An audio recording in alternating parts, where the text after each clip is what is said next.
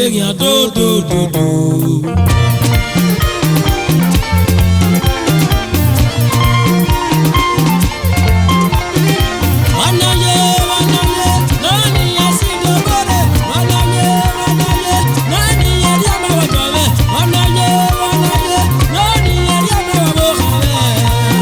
Who said you need to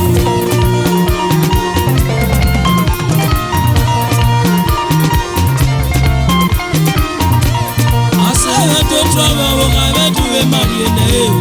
ayo pasi we gi ye ke wa ma ese ni ga ye ase me to trouble wo ga be tu e mari ne o ayo pasi we gi ye ke wa ma ese ru ga ye mawe ni bo wa ba wa mawe ni ti moto ba moto mawe ni ri o to ba o to we ni ri o ko ba o do senior asenior do asenior do